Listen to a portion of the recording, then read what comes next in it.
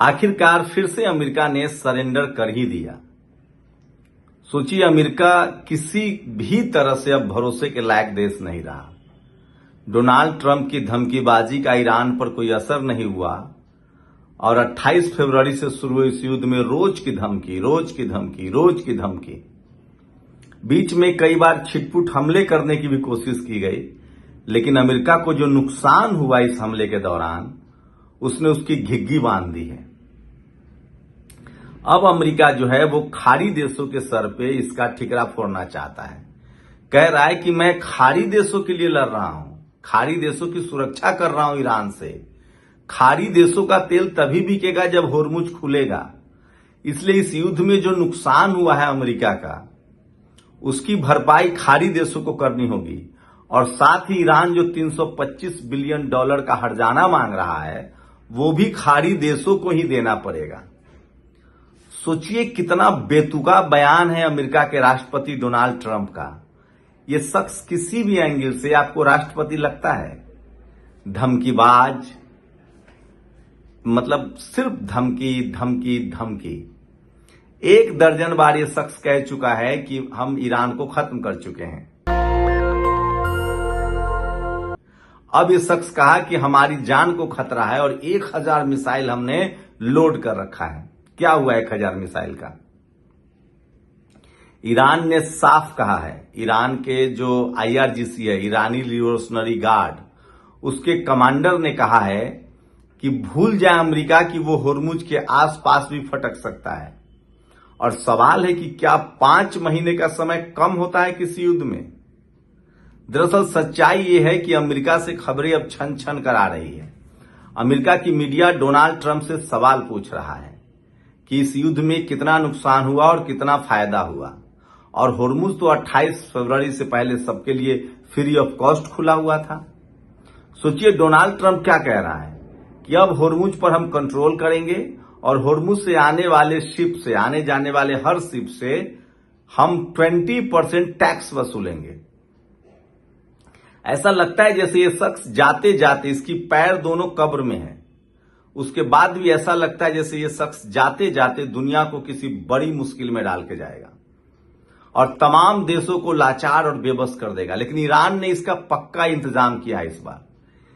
इस बार अमेरिका की हालत खराब है, अमेरिका कंगाल हो रहा है, अमेरिका की खस्ता हालत है। ईरान जानता है, ईरान पहले दिन से कह रहा है कि 45 साल से हम प्रतिबंध झेल रहे थे, तुमने हम पर हमला करके भी देख लिया, अब हमारा डर खत्म हो गया है। अब हमारे पास खोने के लिए कुछ नहीं है और पाने के लिए पूरा आसमान है। सोचिए अमेरिका में मिसाइलें खत्म हो गई है, उसका जो थार्ड जो उसका वायु रक्षक प्रणाली है, जो इंटरसेप्टर्स कहिए या एयर डिफेंस सिस्टम कहिए, वो लगभग खत्म हो चुका है। सोचिए कि और इतना महंगा, उसके बड़े बड़े ड्रोन्स, महंगे 10-10 करोड़ के ड्रोन्स, 1500 करोड़ के जेट और बड़ा बड़ा विशाल का युद्धपोत, वो सब धरा का धरा रह गया है। आपको क्या लगता है? नॉर्मल सोचिए, कॉमन सेंस की बात है। अगर अमेरिका ईरान से युद्ध जीत रहा होता, अगर उसके जेट नहीं गिर रहे होते, तो क्या वो हमला रोकता? क्या वो सिर्फ धमकी देता? अब तक 10 बड़े शिप को ईरान ने डुबाया है। दरअसल अमेरिका की कोशिश थी कि किसी तरह से समझौते के बहाने होर्मुज से 10-20 शिप तेल के निकाल लिए जाए, क्योंकि अमेरिका में तेल के लिए अब महामारी मचने वाली है। और वो अमेरिकन है, अमेरिकन मीडिया है, डोनाल्ड ट्रंप को जवाब देते देते गला सूख जाएगा। $38 लाख का इस शख्स पर जुर्माना हुआ है यौन अपराध के मामले में। एप्स्टीन फाइल में इसकी केस दबी हुई है। अब ये युद्ध से निकलना भी चाहता है तो बेंजामिन नेतन्याहू निकलने नहीं दे रहा है। अब बेंजामिन नेतन्याहू का सोचिए, उसकी भी वही मजबूरी है। यह शख्स चाहता है कि तब तक युद्ध चलता रहे जब तक मैं मर न जाऊं, क्योंकि इसके बेटे और पत्नी पर भ्रष्टाचार के बड़े बड़े आरोप हैं। इसके खिलाफ तेल अवीव में धरना प्रदर्शन शुरू हो गया था, 1 महीने से चल रहा था। उसी समय इसने फिलिस्तीन के बहाने, हमास के बहाने कुछ अपने ही लोगों को घुसाकर अपने ही देश पर हमला करवाया और युद्ध में देश को धकेल दिया। सोचिए 1 करोड़ फिलिस्तीनी में से, 1 करोड़ इजरायलियों में से लगभग 50 लाख इजरायली बंकर में रहने को मजबूर हैं।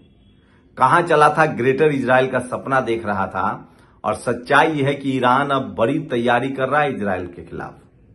जैसे ही अमेरिका युद्ध से पीछे हटा, उसके बाद बारी आएगी इजराइल की, क्योंकि अमेरिका तो 7 समंदर पार यूरोप के बाद चला जाएगा वापस। इजराइल कहां भाग के जाएगा? इजराइल बिल्कुल ईरान के रिच में है और खाड़ी देश पहले ही उस पर भड़के हुए हैं, नहीं तो अब्राहम एकॉर्ड पर वो दस्तखत कर देते। तुर्की भी इजराइल पर भड़का हुआ है। तो इजराइल का तो वो अंजाम होगा देर सवेर जिसकी उसने कभी कल्पना ही नहीं की थी।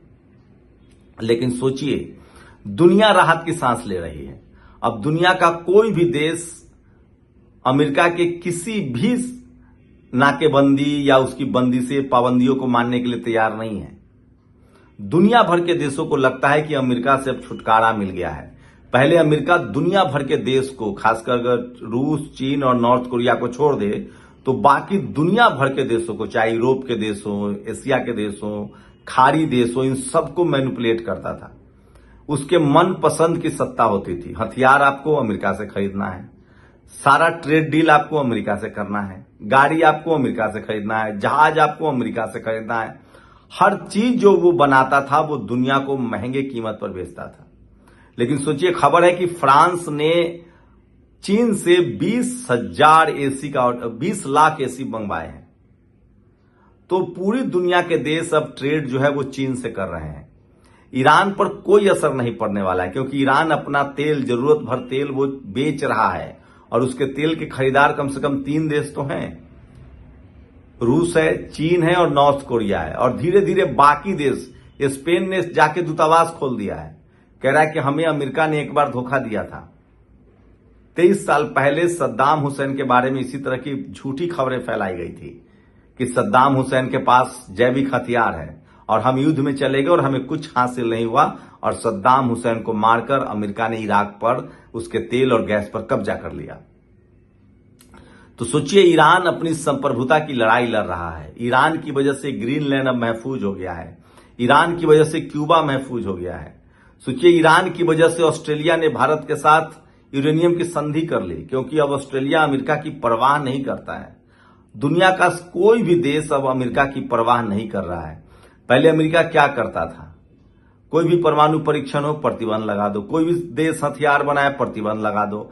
ऐसे लगता था जैसे दुनिया कितना सांस लेगा और दुनिया के देश कितने सांस छोड़ेंगे, ये सब अमेरिका तय करता था।